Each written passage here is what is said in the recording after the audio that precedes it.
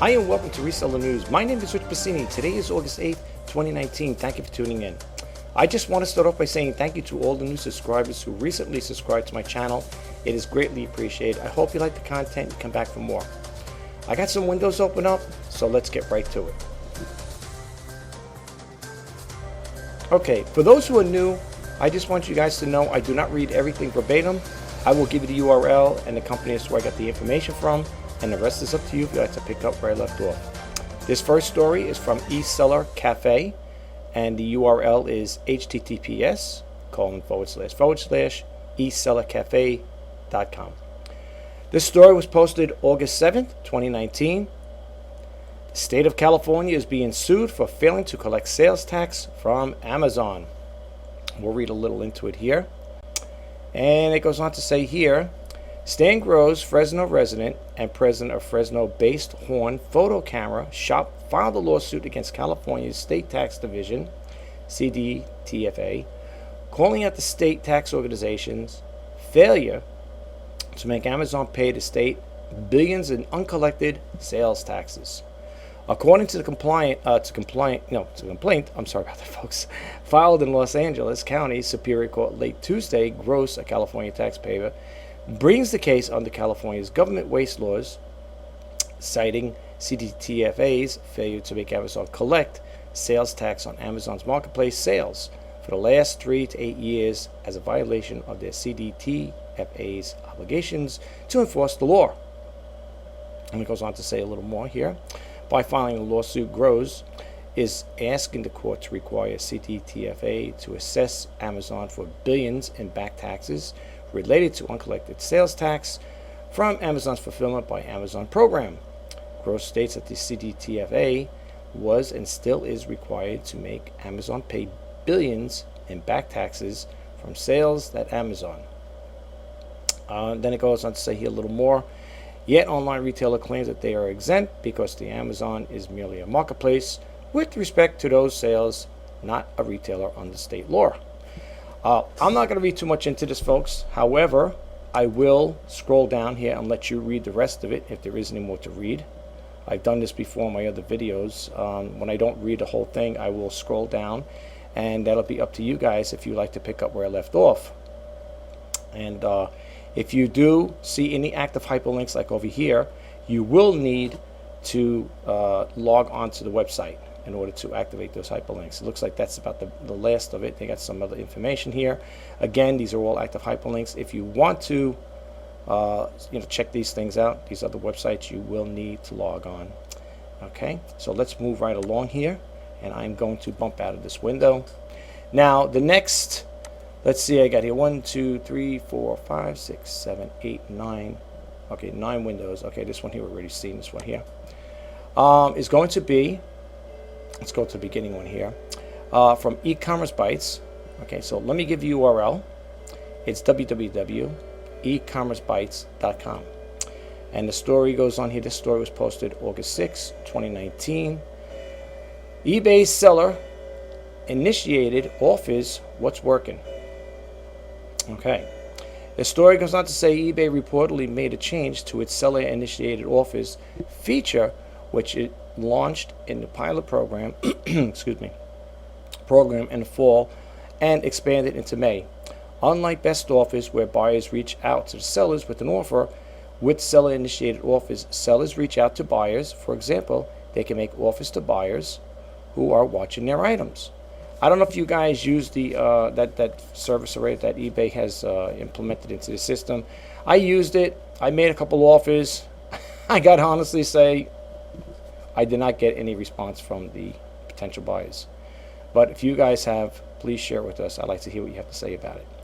And it goes on to read here. I'm just going to read a little further in here. It says today a seller reported on the eBay discussion boards that sellers can now make offers that are at least 5% less than the original price. Another seller responded that sending an offer that's only 1% to 4% off the original price wasn't a good strategy anyway, since it wasn't a very enticing discount. One seller said they had never made an offer to a buyer watching listings with less than 15%, and they reported a success rate of 50% using that strategy. Have you used the seller initiated offer and how has it worked for you. Okay, now I'm just going to scroll down here. I'm not going to read too much into here. You could still, like I said again, you could pause the video if you like, and you could read it if you choose not to go to the website itself. Now what you're seeing over here is all comments, and for those who know me, I do like ringing. I do like reading the comments that are posted by other sellers and buyers. That's what you're going to get on this website here. I like to always see what they have to say, because sometimes they bring things out to my attention anyway that I'm not experiencing. Like some people may say they may experience in certain glitches on the system where I have not. But that's why I like to read the comments left by other buyers and sellers. So you can see there's quite a bit here, and that's why I am not going to read the whole thing. I'm scrolling down here to let you guys check it out for yourself. And if you want to read them, you're more than welcome to. Just pause the video and you can check them out. Remember, folks, if you do see any blue highlighted words, those are active hyperlinks, and you're going to need to sign in to this website. And there is another page over here, and I'm not going to, well, what the heck? Why? Well, no, I don't do it. You guys could do that if you want. Then you're going to have to sign on. I'm sorry, guys, because it's going to throw me off here, and then it's going to bump me into another window, and I want to try to keep this as short as possible. Okay, so I'm not going to repeat the URL, and I'm not going to repeat the company. You can see they're all the same. Let's move right along. Now, we already dealt with this here. Okay, I'm thinking of something else here. I see another, I got two windows open the same here, but we'll get to that in a second. This one says over here, Amazon accused of pressuring sellers on price. This came out August 6, 2019. Facing the scrutiny from regulators, Amazon limited its price parity requirement in the spring. The price parity clause has prohibited sellers from offering items they listed on Amazon at a lower price anyplace else. But the marketplace is coming under fire over its pricing policy yet again. Reading a little more into it, Amazon constantly scans prices on the websites, according to the report from Bloomberg on Monday, when it discovers a product is cheaper on, say, Walmart.com. Amazon alerts the company selling the item and then makes the product harder to find and buy it on its own marketplace, effectively penalizing the merchant. You know, I really don't want to expand too much on that topic, but I don't like things like that. You know, I mean, we're all on these selling platforms to make a living and to make sales and stuff like that. But, you know, what's that old saying? Leave a little meat on the bone. Anyway, guys, remember, if you see these highlighted blue wording here on this website here, you're going to need to sign on. I am not going to read too much into it, but however, I will scroll down in case you guys don't want to go to the website. You can read it on my video here. You can just pause it. And again, you're going to have the comments here. I really recommend you guys check it out and see what they have to say. Some people have some wild things they say on here when it comes to leaving comments about eBay, Amazon. I got a couple of chuckles from a lot of them in the past. And yeah, there's people out there expressing themselves, folks. You know what I'm saying? They are expressing themselves. And remember one thing, if you want to join in, chime in over here, you're going to have to log in is it required to post comments. So just keep that in mind. Look at over here at the bottom, okay? All right, let's move right along here. Let's go to the next one. Let's close this window out. Okay, this story came out August 4th, 2019. Sellers now pay double-digit fees to online marketplaces. Yuck. That's the last thing we need to do is pay double digits, right? All right, it goes, sellers are paying more to online marketplaces than many may realize, a fact confirmed by an executive from a marketplace with some of the lowest commission fees around. Etsy Chief Financial Officer Rachel Glaser revealed during a Wall Street investor conference in June that sellers pay Etsy 16.5% in fees, which she called fair compared to other marketplaces. It's not the lowest or the highest, she said. Her statement may come as a surprise to readers who know that Etsy charges a commission fee of 5%, but when you add the 5% of the shipping cost, that's Etsy's also charges, along with the payment, processing, shipping, label, and advertising fees, it clearly adds up. Again, this is just to highlight some of the information here. Again, you guys can, you know the rule. I'm not going to keep repeating it, guys. It is what it is. And for those who are new, I just want to express myself. Thank you so much again for subscribing to my channel and giving me a chance to explain myself and get a little feel about what I'm all about. For those who are new, the Reseller News and Let's Talk eBay is all about eBay and, well, basically e-commerce. I do discuss Etsy, Amazon, Mercari. Whenever they come up, whenever the topics come up, I will put them out there and share the information with you guys, because some of you may not be eBay or Amazon sellers. You may be a Mercari seller or an Etsy seller, or maybe a Poshmark seller. I know I am. I'm on I'm on two other platforms besides eBay doing cross-selling. So, but then again, I need to do that because, like I said, sales have been pretty slow. Excuse me. So, yeah, that's why I do the Reseller News and Let's Talk eBay. And I do hope you guys will get a takeaway from the information I put out, and it's helpful to you. You know what I'm saying? Knowledge is power, folks. Take advantage of it. If these things, if you're getting some pointers from the Reseller News or Let's Talk eBay, it's to your beneficial as well as it is to mine. So keep that in mind, guys, all right? I mean, I go through the time and trouble to make these videos, to share and help you guys out. I want to see you succeed just like myself. And as I said in my other past videos, I am more of an optimist than a pessimist, okay? So, please, stick to it. Read if you can, if you got the time to. I know some people are busy, don't have the time for this. But if you can take that little time out of your day, why not? Check it out. It may be of help to you one day, guys. Anyway, I'm sorry. This story came out August 7, 2019. It's eBay seller points out features harmful to visibility. This one here, a seller, I think it's a seller or buyer, wrote into Ina. Ina Steiner, for anybody, for your curiosity, is the owner and the founder, I believe, of e-commerce Bytes. So this is either a buyer or a seller writing into Ina or Steiner, and just, I guess, to vent and get that information out there to us resellers. So it goes on to say, Dear Ina, how can I tell that eBay isn't showing my listings other than the fact that the views are one digit or non-existing? Easy. While I'm not signed into eBay and look at my listings as if I was a potential buyer, eBay added, see what other people are looking at. I know exactly what this person's talking about, and yes, that drives me crazy. It drives me crazy. But it is what it is. It is their selling platform, so you got to deal with you got to deal with it. Go with the gusto. It is what it is. Is that or sell on your own website? That's what I wish I could do. I have a website, but it's another story for another time. Frequently bought together more from the same seller. Similar sponsored items do not show up. That's another thing too. They always put that on your listings too. Anyway, without expanding too much on that topic, it says when they do show up on some of my listings, it shows out of touch. eBay is actually trying to sell products.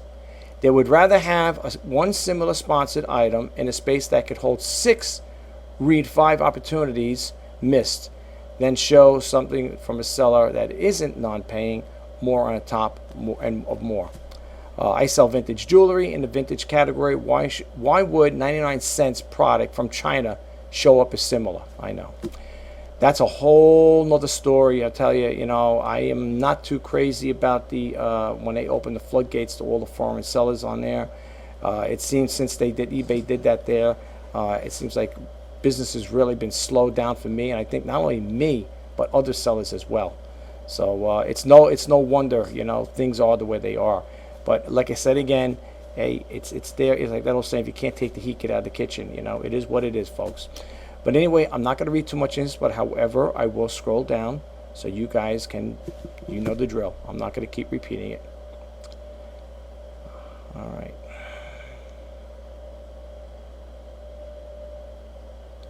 Yeah, I understand sometimes when these people come out with these, it seems like a rude comment, and they say things that probably don't really interact with what the story's all about here, or this particular story, but they are frustrated, and some of these are buyers and sellers that are leaving these comments on these on this website here. What are you going to do? You got to get it out, right? You got to get the information out, and you got to voice yourself too. That's why they have this here. That's what this website's all about. This website, it's not mine, okay? I don't think it's mine, of course, but outside the YouTube channel, being my YouTube channel, I don't have too much say in here what people post in here. The only thing I always tell people, if they're going to post on my, leave a comment on my YouTube videos, please leave a nice one. But anyway, I'm not going to read too much into it. You know the story. If you want to pick up, you know where to go. Okay, let's bump out of here. We just got a swig of water, folks.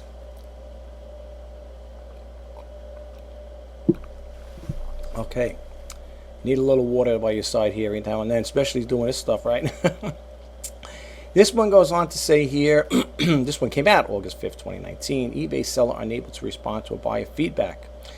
Again, somebody written into Einer. Dear Einer, I received a negative feedback for an item I canceled because it is no longer available. The buyer was allowed to give a feedback, but I cannot give a feedback or respond to his feedback.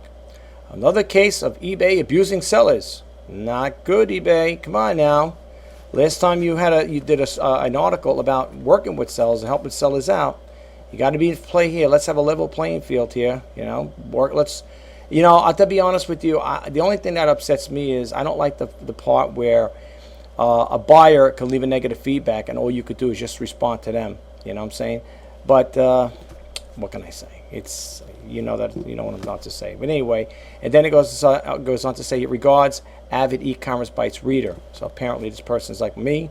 Likes to read e-commerce. You can too, folks. You could just sign up for their newsletter, and that's just they usually have it at the top or it's either at the bottom. But definitely would I definitely would sign up for it if you want to be updated as to when the INA puts out new stuff. Then I got one over here. More stuff here. I received a negative feedback. This is from a person who left a comment for an item I canceled because it's no longer available. 1, you sold an item no longer had available. You canceled the transaction. 3, you were the buyer. Your buyer left you a neg. 4, and your gripe is that you are unable to give, presumably, a negative feedback in return. True. Then it goes on to say mistakes happen, but take the ownership for the error. Listen, if I made an error, I will be the first to attest to it. I will definitely say, listen, it's my fault. And I have apologized to buyers. I've done it in the past. I had things that were, something wasn't right or whatever, the buyer may have been unhappy with something.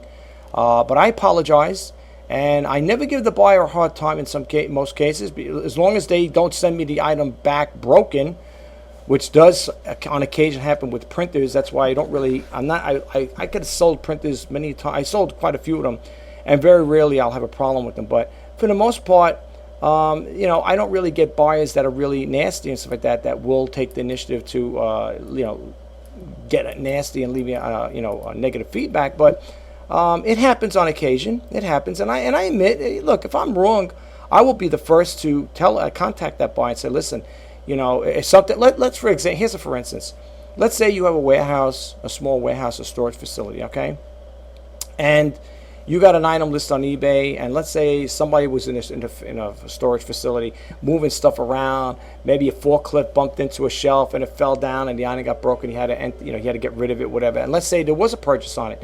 Things happen, things happen in life. So, is it a freak accident? Of course, things happen like that. But what are you supposed to do? The only thing I do is apologize, be very apologetic to the buyer, tell the buyer what happened, explain yourself to them. And and hopefully, and contact eBay at the same time. Let them know that, hey, you contacted the buyer, and you explain to the buyer what the problem was, and the buyer either wants you to cancel it, or most likely going to want you to cancel if it's a damaged item, right? And see where it goes from there. But for the most part, I mean, I don't see why people should be held accountable if something's broken or no longer available. But anyway, I don't want to expand too much on this here. I want to close this out as quick as I can. I got some more windows open up. We already seen this one here with the other one from eSeller Cafe, so I really don't want to get too much into this one here. However, you see the blog site, the URL. If you would like to read it on the e-commerce bites, you could read the story. Okay, probably most likely it's the same person, or unless it's a different one, I don't know. Yes, it's the same story because I'm looking over here where it says press release. It's the same person, so e-commerce bites had picked up on it as well. And they did a story on it. So we're going to bump out of that one. Here's another Amazon story. Okay. This one came out August 7, 2019. Will Amazon be able to deliver without FedEx? It goes in June. Word leaked out. In June, let me start again. In June, word leaked that FedEx would no longer deliver Amazon packages by air, and today both companies confirmed they were ending their ground delivery contract as well.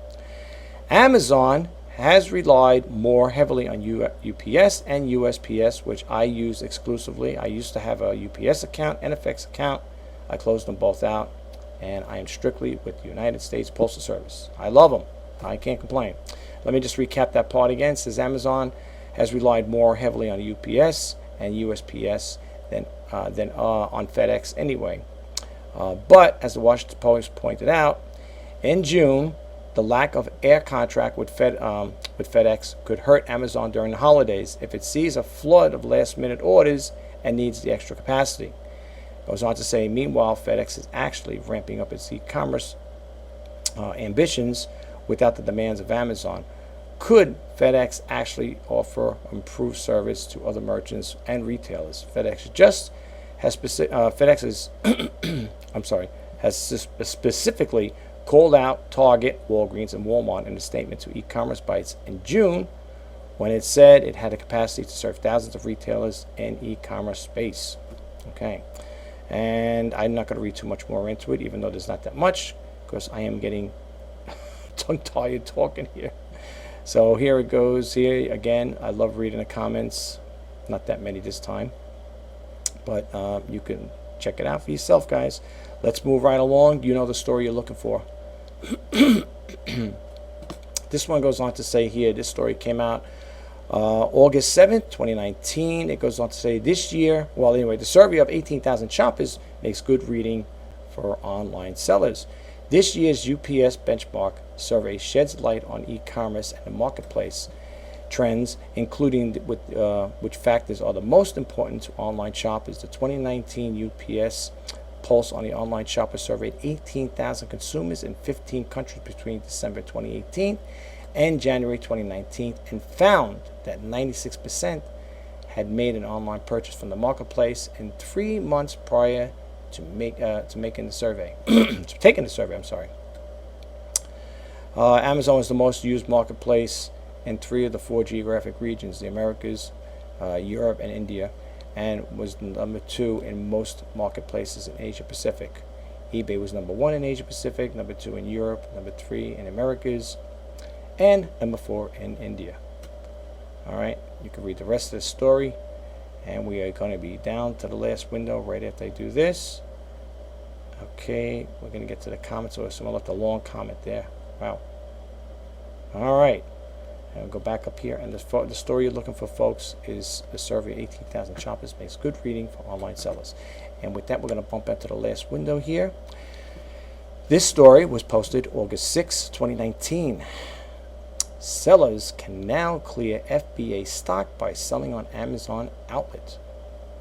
Story goes on to say sellers who use Amazon FBA fulfillment services can now offer their overstock and clearance items on Amazon outlet. Unlike Amazon warehouse, where buyers shop for deals on returns and refurbished goods, Amazon outlet is shopping for discounted new products.